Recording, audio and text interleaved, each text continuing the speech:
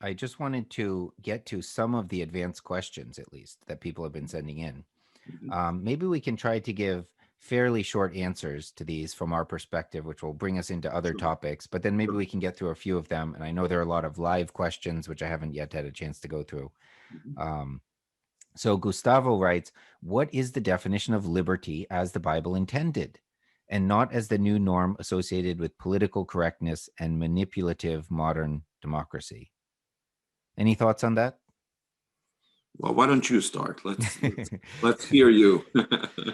Sure. I do have some thoughts. I mean, I think that part of the definition of liberty is expressed already in those few verses that we saw already.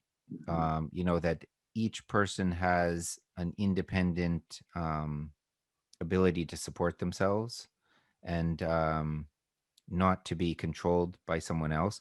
One thing that people actually were asking and often discuss, I've heard this a lot now in recent years from conservative Jews and conservative Christians. I mean, sort of politically or religiously conservative. The idea that the Bible does not promote democracy, but rather it promotes monarchy.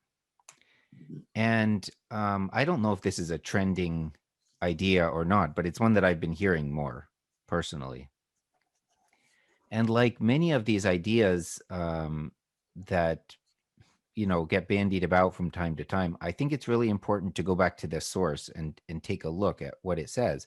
So first of all, if you look at the kings and the history of the kings of Israel, it's not a pleasant history. I mean, No. there are a few good ones, but even the good There ones is are a, not.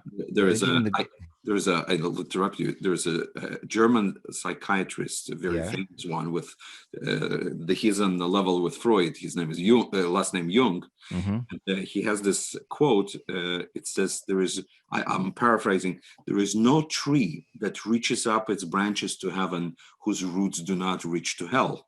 Hmm. Hmm. Uh, Applicable to the Davidic monarch and other monarchies.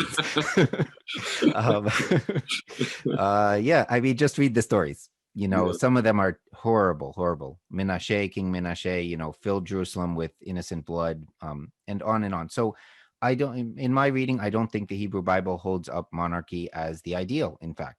And if you go back before the establishment, even of the Davidic monarchy or of the monarchy that started with Saul, we read very clearly that this is not the ideal of this God, Yud He Vav He, because when the people ask for a king, he Yeah. says, they're rejecting me. Now that raises another question of what would be the ideal, but very clearly in Samuel and in Kings, monarchy is not the biblical ideal.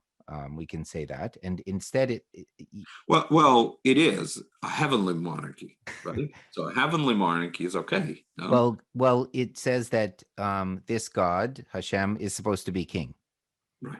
Yeah. So maybe I'll push off to later the question of whether that means theocracy, because I think theocracy, as we understand it, is actually a bit different. It's people ruling according to religious ideals. Right. So That's different. that's a very different thing. Exactly. So, but interestingly enough, there is a definition of liberty, and even if I go to the next slide, I think I have a verse. Yes, even a kind of democracy in the Torah, where it says, basically, you shall choose for yourself. You shall give to yourselves judges and overseers within all of the gates. So the local community selects people of stature. It says in a parallel passage, somewhat parallel passage in Deuteronomy, people who are wise and understanding and who will judge justly. Here it says also people that will judge with just judgment. So the local community in the Torah is supposed to select, is supposed to choose. That's a kind of democratic choice, if you will. So the modern idea of democracy is usually traced back to ancient Rome, or sorry, ancient Greece. And we've been doing a series also on ancient Greek and Jewish thinking, comparing them, how they overlap, how they This is, contrast. by the way, this is about to become a terrific course. There is, if you ask me as to what actually Israel Bible Center, other than Roundtable Talks and the digital magazine and the podcast on the land of Israel, that's terrific, by the way, terrific. You love it. What is the first and the main sort of offer that the Israel Bible Center has for you. That's the incredible, absolutely incredible, growing collection of crash courses, and they're not too long. They're, you can get you can do a course in like 5 to 7 hours, but this one that we're creating is a unique one because we're collecting it from conversation between me, Shaya, and two other lecturers that we have at the Even Israel three. Bible Center, even three, yes, on everything that's Jewish Greek, the differences and similarities on variety of topics like heaven and hell, afterlife. What else we have there? Creation.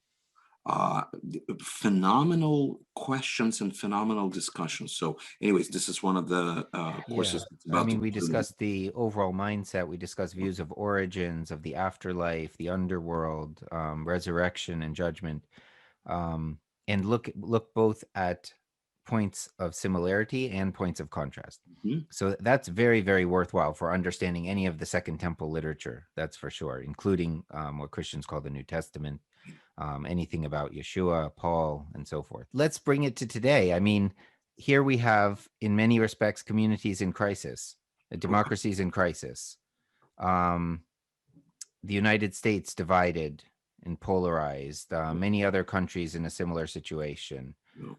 much of the world having a form of democracy that was never real democracy anyway, Mhm. and other countries that are actually quite tyrannical and don't allow their citizens freedom. Are we losing? Are we losing this gasp of freedom that human society has experienced, partly because of inspiration from the biblical texts? Are we now losing that, or are we going to see it blossom even more?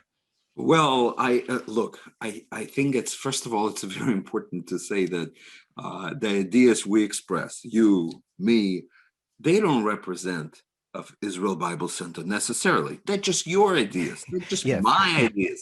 We are two Jews talking about, Jewish and not Jewish things and world related things.